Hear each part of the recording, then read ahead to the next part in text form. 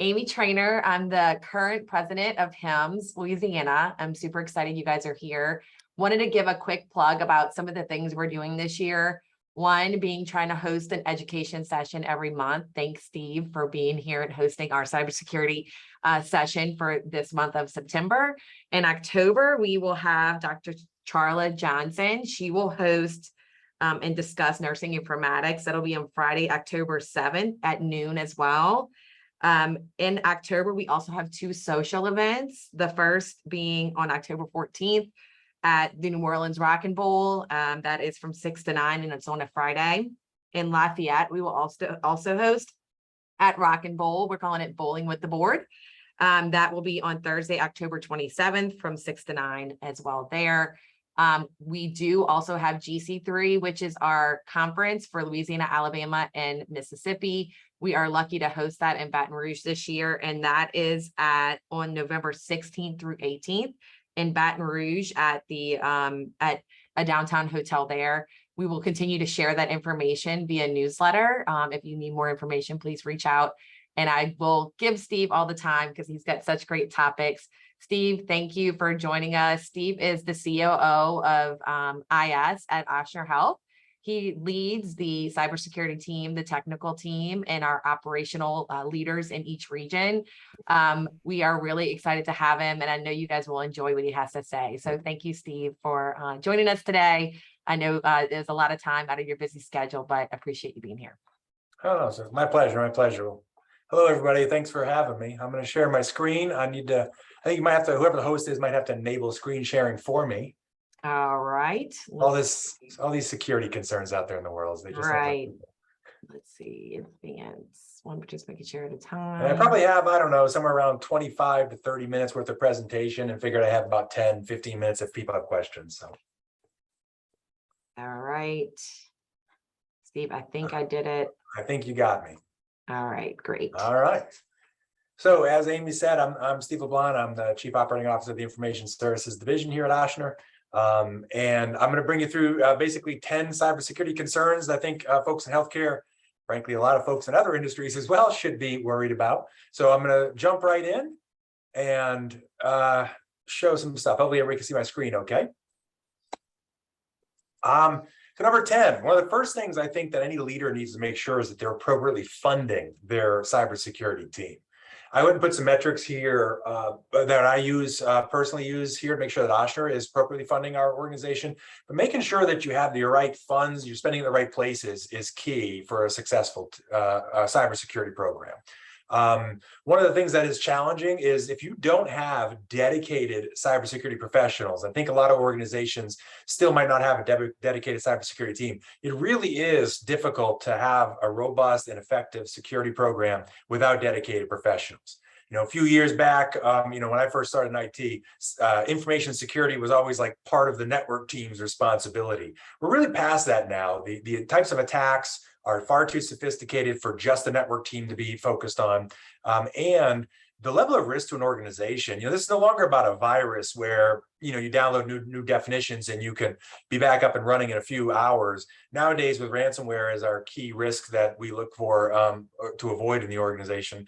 You really can be down for weeks and or months. And the risk is just too great to not have dedicated personnel. So the first things I always did, whenever I go to any organizations, make sure that you're appropriately funding the organization. That is the C-level's job. So if you have a chief information security officer, and everybody should have a dedicated CISO, make sure that they're making sure that the program is resourced appropriately. I imagine we'll get these slides sent out if you want to borrow some of these metrics here, but these are some of the metrics I use, being, number of staffing and our overall budget amounts. So. Number 9, this has got to be my favorite cybersecurity cartoon ever. Number 9 is whether our end users are knowledgeable. I put on here, a couple of things that we do. We have mandatory cybersecurity training. If you don't have that in your annual education package, I also put the HIPAA regulation that actually requires us to have education for our end users. So I put that there so you if nothing else, you can blame HIPAA if you need to roll this out in your organization. But making sure you have a dedicated cybersecurity education. Also, you notice I have in there new employees and orientation need to be covered. We do about 30 minutes or so of education covering computer usage and passwords and whatnot. Something we're actually looking to expand and make actually more robust, but we should be making sure everybody in healthcare is doing orientation for their employees around this. And last but not least, and this is something that I think gets overlooked the most, is the periodic information sharing. We put out, sort of every month or so, there might be some sort of bulletin that we put out from a cybersecurity standpoint. We also use our periodic phishing testing as reminders. So when people click the report button and they report a phishing test, one of our spoofed phishing tests that we do, it actually will give real-time feedback to our users of, hey, you just did the right thing. I also think that you've got to be able to make sure that you educate your information services personnel more regularly. We cover it a lot in our team meetings. We'll bring up examples of things that we have done. Last team meeting, I believe I actually brought up a really good catch. One of my employees, he had done some work and helped somebody, and then something didn't feel right about it. And he actually alerted our cybersecurity team, and it was just a great catch. It was more about his gut instinct. And he alerted the cybersecurity team. We stopped a problem from happening, which was great. But it's making sure that they're knowledgeable and that you celebrate those things and recognize that for the good work that it is, and create that culture. That is key, into having any effective cybersecurity program. There's a saying I've used a couple of times: is cybersecurity is too important for just the cybersecurity team. Everybody's got to be part of this, and making sure your end users are knowledgeable is one of the most important things you can do. The social engineering, the stats on that are actually pretty scary. From the companies that I've hired to do different penetration tests for our organization, they're 100% effective. So 100% of the time, they will get somebody to hand over their username and password. Some of the oldest tricks in the book, they'll show up like an old IBM badge or something and say, hey, I'm an IT, see the IBM badge? And people will see something like that, like an IBM or a Dell badge, and say, oh, they must be with IT because it's a computer. And some of those are old tricks. So we try to make sure people know that they're willing, it's welcome to challenge us. We actually enjoy being challenged as IT professionals. So I make sure you educate your users on that too, to challenge people. If you don't know who somebody is and they're carrying a computer out of the building, stop them and challenge them. I see some of our IS colleagues are on this phone with us on this presentation. And I can assure you, we love that because we know that you're looking out for like the bigger problems that can happen that makes our job a lot easier. So please make sure that if you can challenge IT professionals, if you don't know who they are or if someone wants access, make sure they have an appropriate badge. So that's how education creates that culture and creates that environment you want to stop bigger problems from happening. This here, slide, I talk about the multiple layers of defense. You've got to have multiple layers of defense. There's a recent breach that just occurred that I'm aware of where they had one very effective layer of defense. And they had relied on that one very effective layer of defense, and they ultimately, were breached because somebody got around that one layer. You've got to make sure that you have multiple layers of defense, that you know what they are. And do you have a methodology that you adopt? We use NIST here at Ochsner, so we follow the NIST methodology. There are other ones out there, but I have run into IT professionals who still don't have a clear methodology that they follow. I believe you have to pick one and you've got to measure yourself by it. And the last thing I put on here too is key performance and key risk indicators. So we've developed those. On my next slide, I'll get into that a little bit, but making sure you have key performance indicators of how you're performing along your program, and then key risk indicators of, what is predictive and may be able to indicate in the likelihood of an event happening and or your ability to recover from it. There's lots of different graphics that show this layering effect. This is one that I came up with a long time ago and I still use. On the left-hand side, I tried to show the different layers that these technologies operate at. And then on the top, you can see the NIST methodology of identify, protect, detect, respond, and recover, which is the different domains of the NIST cybersecurity program. So you can see the different tools that you have to have in place, and you can see where they live in the domains and what they basically protect. So for an effective cybersecurity attack to get through, you want to make it so they have to get through as many of these layers and as many of these protections as possible. When you look at like, I have a presentation I've done for Ochsner called like the anatomy of a ransomware, like how it happens. It's not one thing that they generally do. There's 5 or 6 things they have to get around in order for it to be effective. And so you got to make sure that you have those different layers in place and that you know what your key performance indicators and key risk indicators are. So if you look here, all those ones that I just put the little meter on, those are all tools where we report metrics on to the board regarding our performance in those areas, as well as our risk indicators. Certain things on risk indicators are things that you can extrapolate into the future. So for example, in your backups, if you know you have 100% of your servers are backed up with a recent backup, that's a good key risk indicator on your ability to recover your servers, right? So if you have 50% of them backed up, a recent backup, well, then that's a good way to extrapolate forward that if you are the victim of a ransomware event and your backups are not compromised, you actually will still lose 50% of your data. So that's the difference between a performance indicator and a risk indicator. But those are the ones that we have settled on and report to the board on. Number 7. Do you talk to your board about cybersecurity? So I go to the board every quarter. We have a subcommittee that focuses on the board, and cybersecurity is the first item on the agenda every quarter. It has been that way for years now. And, you know, that's just the culture at Ochsner. We focus on cybersecurity fairly heavily compared to most healthcare systems. And it's just something you need that oversight, and you need an engaged board. When we first started this, I remember one of the things I said to my colleagues when we first started reporting to the board is, we're going to achieve a level of success is when the board members start asking us questions that stump us. That's when you know you have a really engaged board. So if they're asking questions and you don't know the answers to it, that's because they're thinking about it, they're getting involved in it, they're engaged with it, and they're researching it and peppering you with questions. That's a good thing. So I know most folks tend to not want to be in front of a board and not have all the answers, but that's not a bad thing. You have to look at that for what it is, which is a fully engaged and supportive board.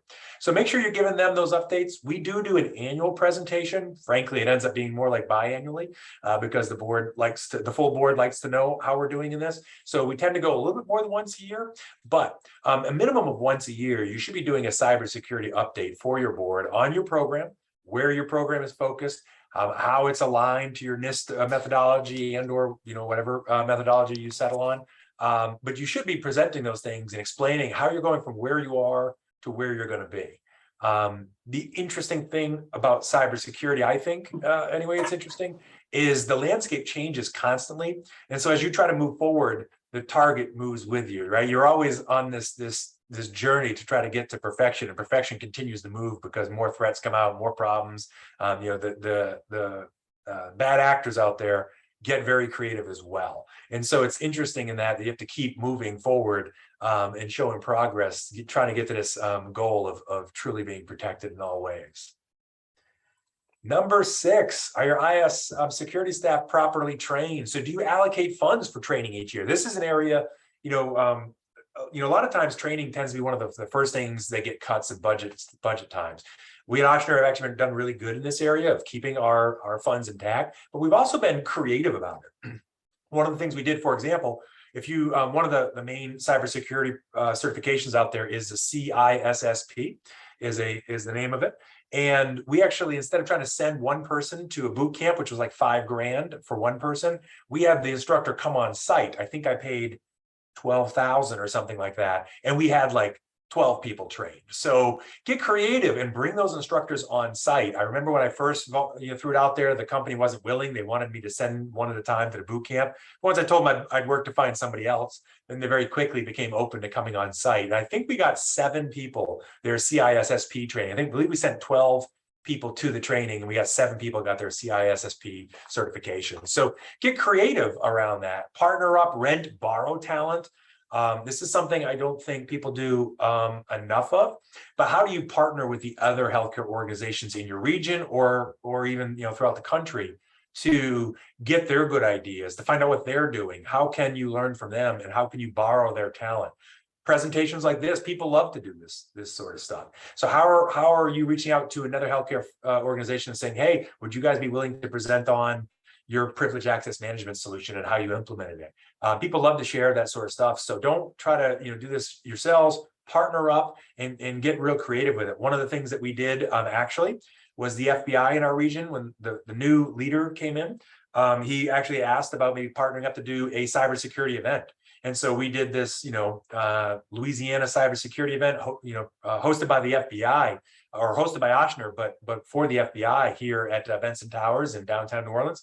And we had a really good turnout. I think we had like 40 or so people show up from different organizations in the region. So we went out and invited sort of the 50 biggest companies, and a lot of them actually showed up. So things like that you could do. They don't cost any money other than the lunch I think we provided, but a great opportunity to improve, the overall knowledge of cybersecurity in your region, as well as create great connections that will help you. So get creative. It doesn't have to cost you a lot of money in this space.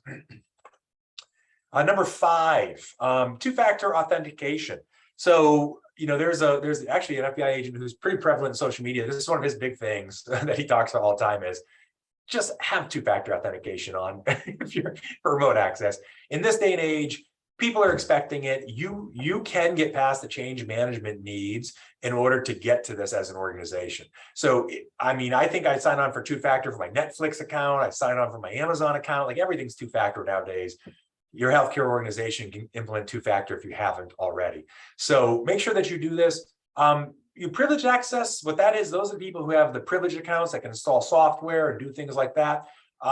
You're making sure those people don't write down their passwords can still be a problem. We recently had an issue in our area where I actually hired a red team, which is like a team of actual hackers, ethical hackers to test our defenses. And one of the things they found was some of our folks with privileged access were still writing down their passwords in their OneNote files. So making sure that people know that's one of the things. I actually think I have some of our cybersecurity team on this presentation, but we're having a meeting coming up for all of the people in the organization who have privileged access to make sure they understand that it's not just best practice, it's requirement.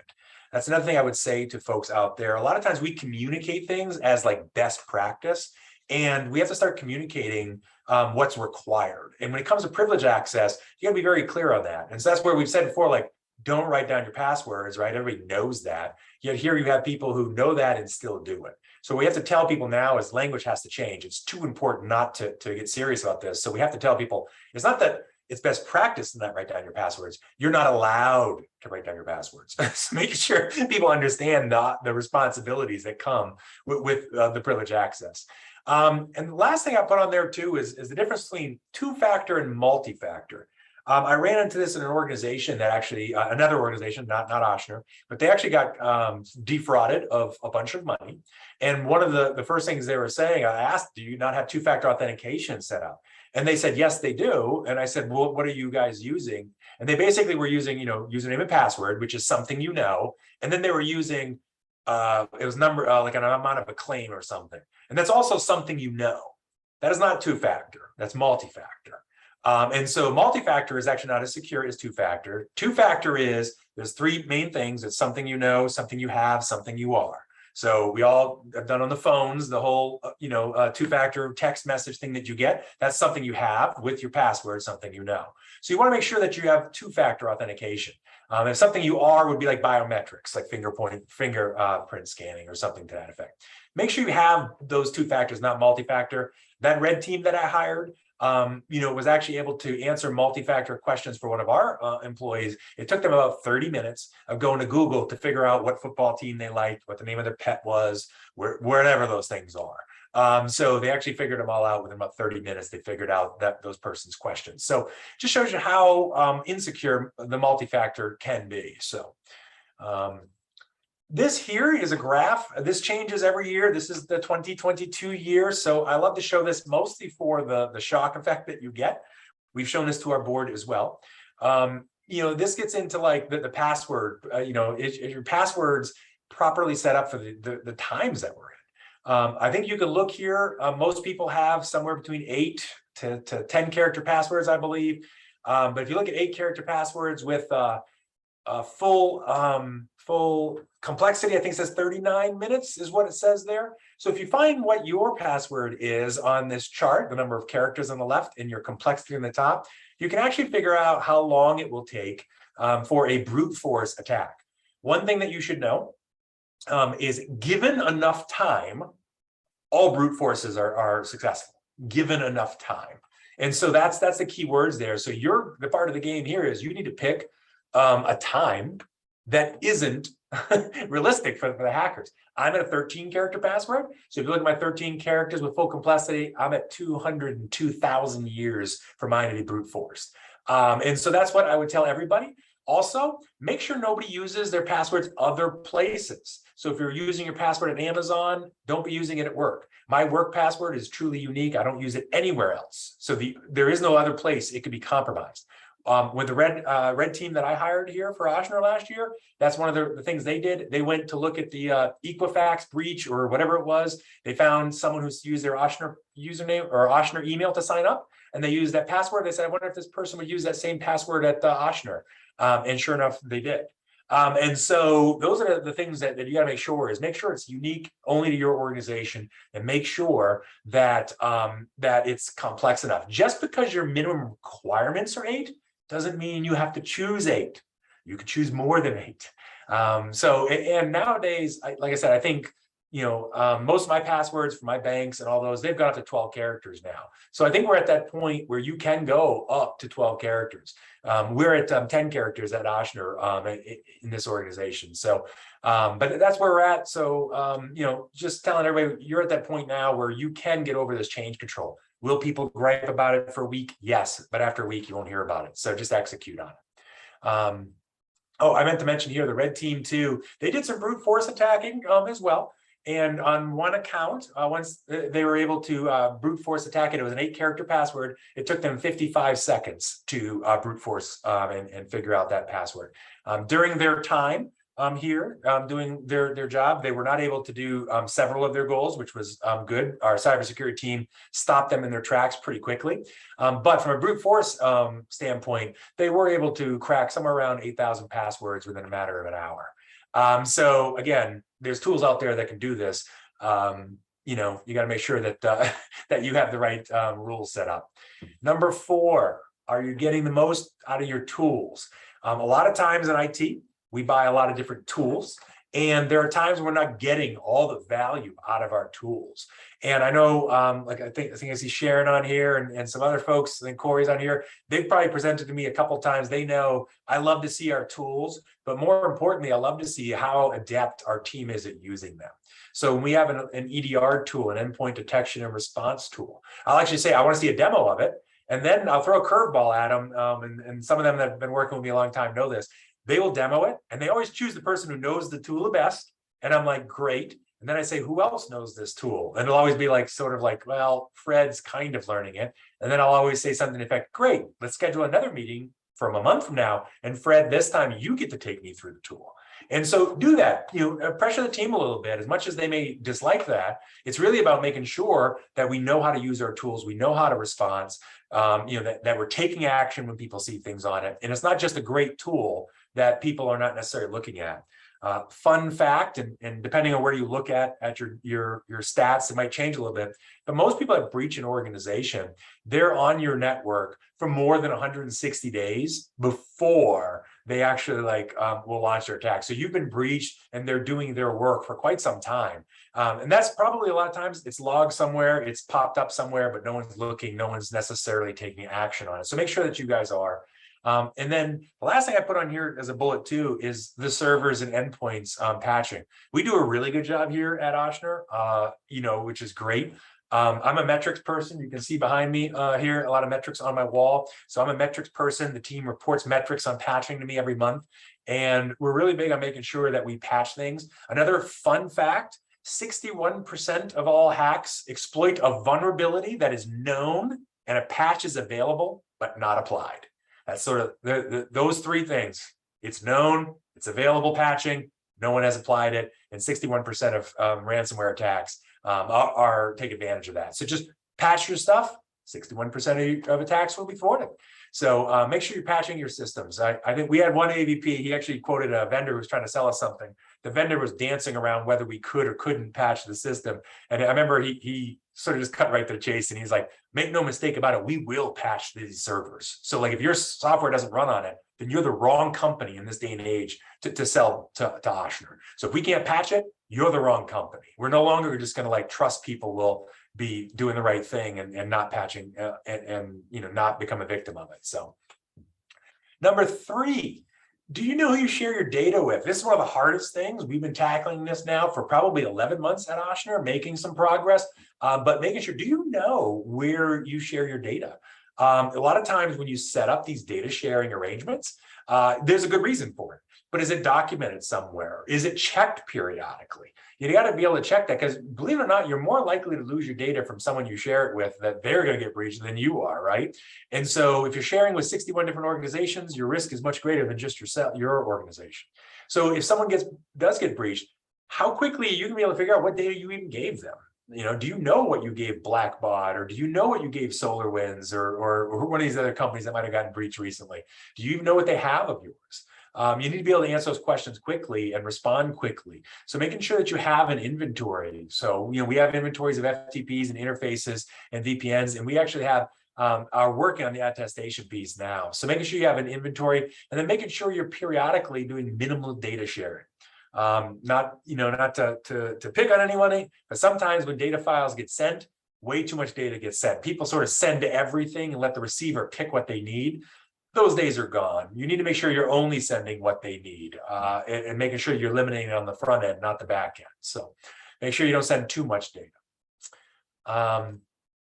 Next, and this is probably, this is number 2, but I on this list, but I dare say it's probably one of the most important things.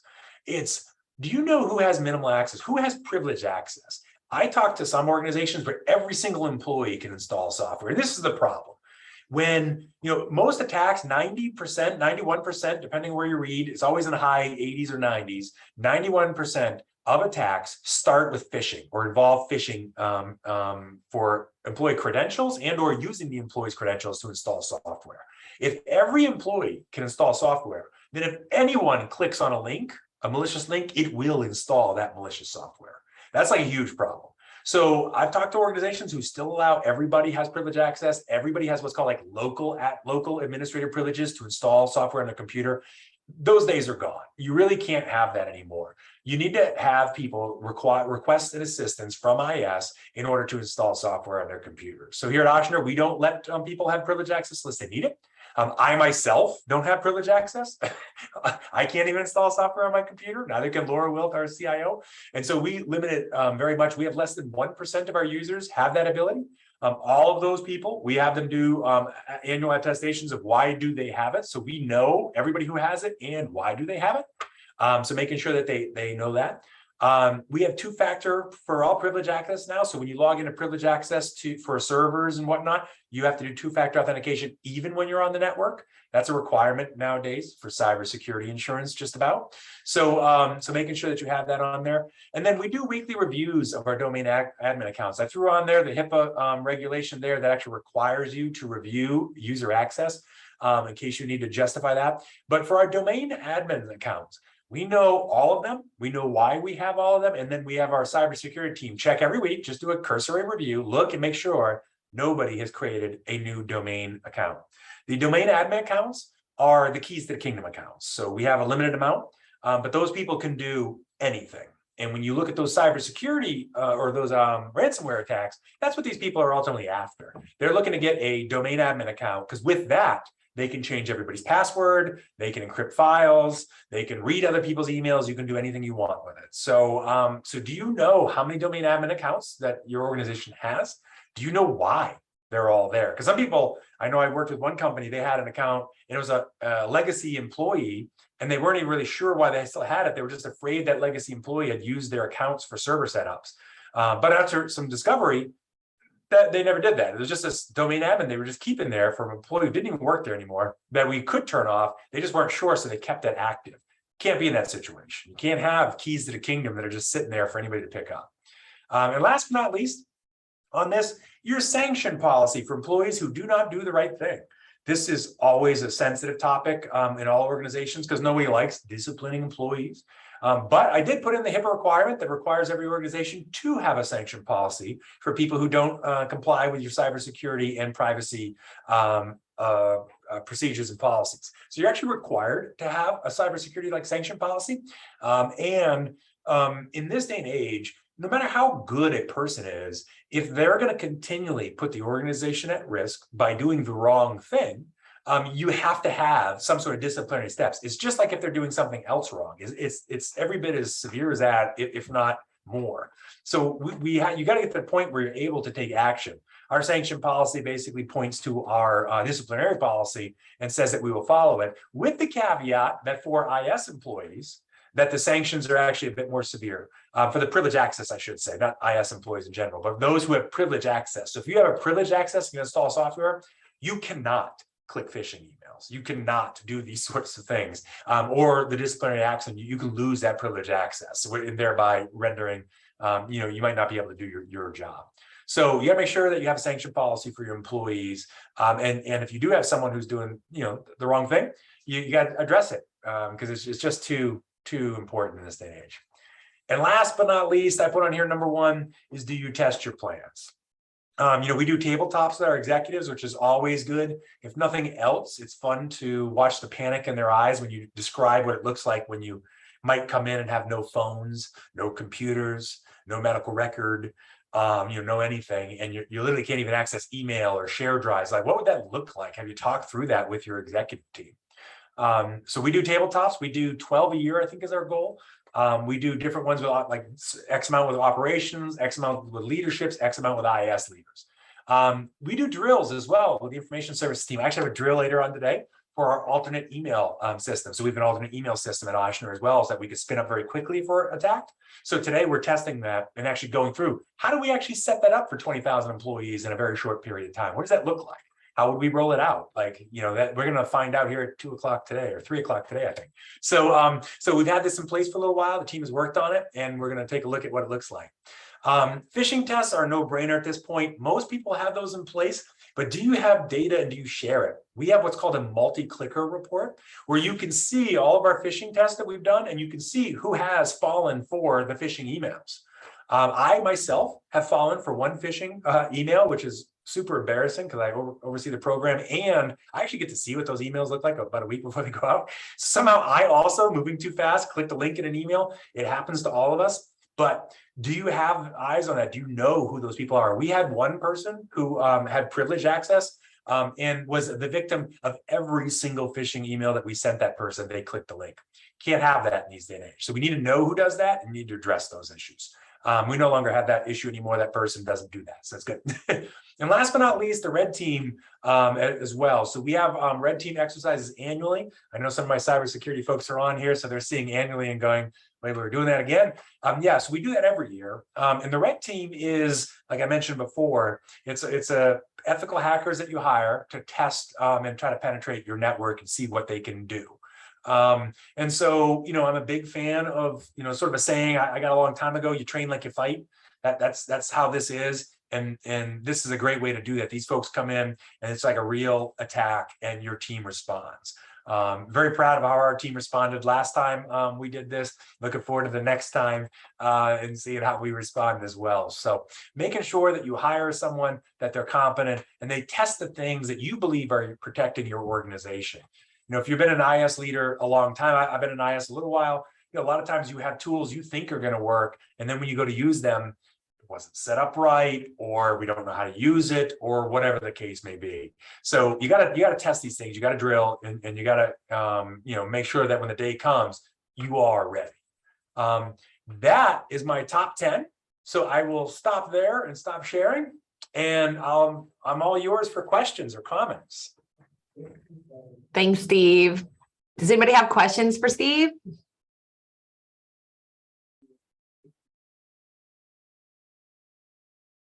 I have one, Steve, if that's okay. By the way, there's questions out there. They just I'm sure they'll pop up. Which of the 10 was your most surprising, I guess I would say? Like, if you thought about this 2 years ago, would you have put this one thing in your top 10 that it's in there now? Yeah, I think the hardest thing was the sanction policy work, because that just, it gets like HR involved, it gets a lot of people involved pretty quickly. So that was the thing that frankly took a very long time, because it just, people don't, no, it's not a fun topic. Nobody's in a rush to put in a new disciplinary policy and roll it out, right? And so I think that was the one thing that was the most surprising thing. It was difficult because I thought it was just like write a policy. It's gonna take me an hour. I'm going to show it. Everybody's going to be like, yeah, let's do it. And then we're going to implement it. And it really turned into about 15 months worth of work and meetings. And then people forgot about the meetings. You had to rehab the meetings and all that. That was probably the hardest thing, I think, that on that top 10 list that surprised me. And I wouldn't have put it probably as an important thing, but I do believe it is important. So. That's good. I mean, I guess anytime you have to work with a different part of the organization makes things a little bit slower and harder to get done, right? So that makes sense. Absolutely. Let's let Sharon put something on there. How do you get buy-in for the changes you need as an organization? I'm wondering if you'd say the board and executive engagement is the main factor. Sharon, yes, absolutely. Like having their buy-in is super supportive. And the ability to have them support moving to 10 character passwords and not give you a lot of grief is extremely beneficial because, sometimes things top down work very well. I mean, I've seen a lot of top down initiatives that don't work very well, but some things when it comes to cybersecurity, top down works fairly well. And a lot of times you just have to remind people because people forget, like, look, I mean, my Netflix password is probably 12 characters and has two-factor authentication, right? Like, so if Netflix, where really all you could probably do is watch movies, I don't know what else you could scam me out of there, maybe buy some movies on my account. Like if they're taking that level of cybersecurity, why isn't a healthcare organization? We're gone of those days where a 7-character password without complexity is okay.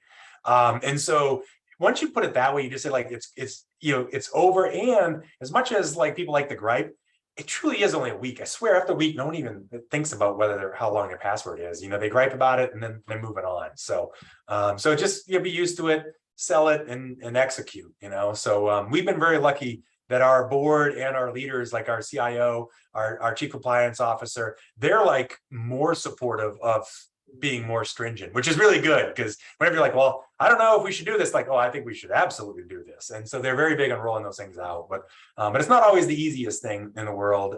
There are some things we do like that sanction policy, which was just harder. But we ultimately got there. That's why I put the HIPAA regulations in there. Blame HIPAA when in doubt, that's the healthcare way, right? So blame the HIPAA regulations. So,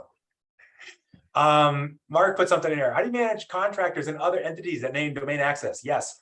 So Mark, a couple things on that. One, a lot of times people ask for access they don't need. So they need access on a server. They need server privilege access. They don't need domain access often, right? So we try to make sure we use system accounts for where we need a system account, and we give them just access on that. Then we also have attestations. They used to be every 6 months. I think we shortened every 3 months, where someone internally has to attest that the contractor still works there. And we no longer just take attestations anymore, because we used to take just like if Steve LeBlanc said, yep, they need access. Well, I Googled a few people who people said need access. They didn't work for the companies anymore. So we took that away. Now we need something from the company on company letterhead or company email or whatever that states Steve LeBlanc does still work here. We need that from the sponsor. So the sponsor now has to say, here's proof that person still works at the organization. And yes, they still need access. So that's what we do every 3 months now. And we don't have a lot. We have a lot of people with privilege access, like local admin access or admin on a server group, but not necessarily a lot of domain. We only have 14 domain admins, so we don't have a lot of folks with that sort of access. We don't give people that access unless they really need it. So did that answer your question, Mark? Hopefully.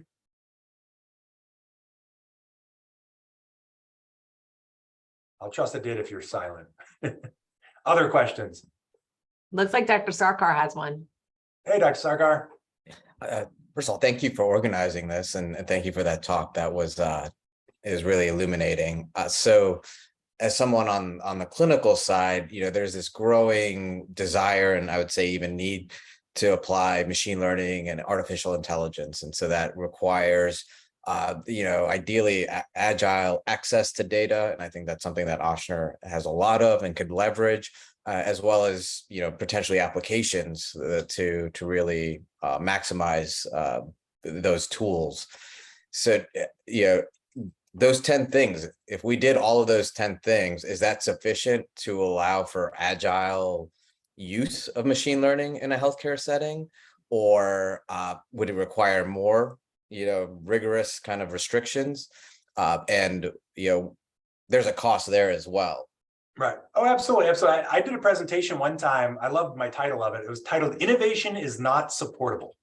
And what I meant by that is you can't give people like a standard laptop, a standard this, a standard that, and then be like, be innovative, right? And like Dr. Sarkar, I think when you've been working with the innovation team a long time, I've been working here a little while too. When I first came on board, I remember they were like, they want a gaming computer. And my team was like, they can't have a gaming computer. It's not a standard. I'm like, what are you talking? These guys are innovative. Get them a gaming computer, man.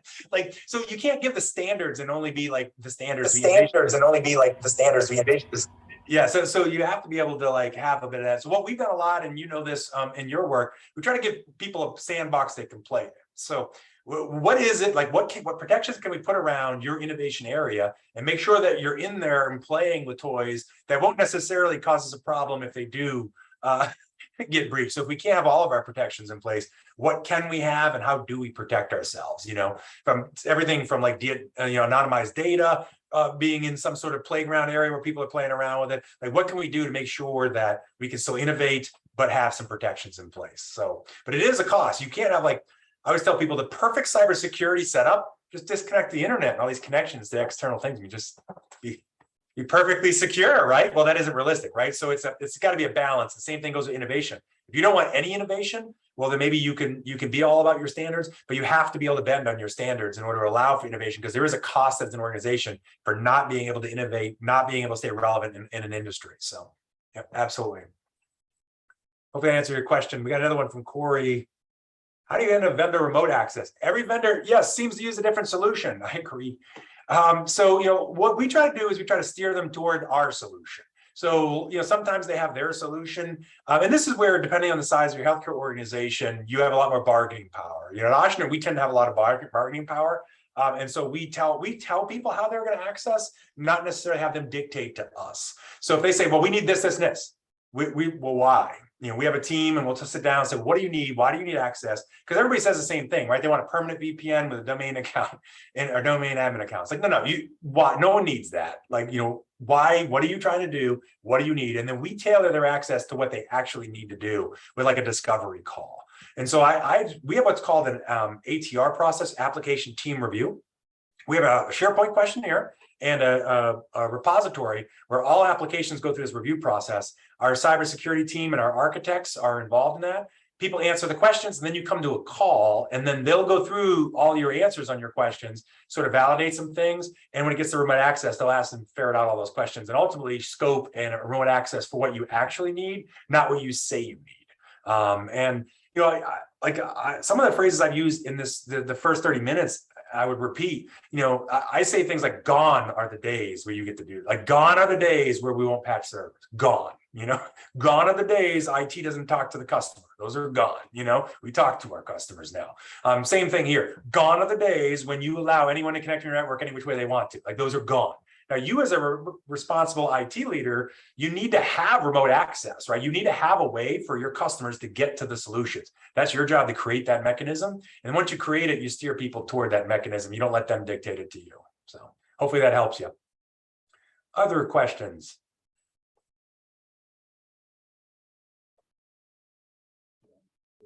I don't see any more, Steve. Thank you so much for sharing with us today.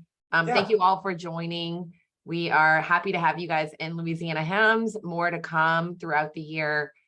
If you have questions, please feel free to reach out. Absolutely.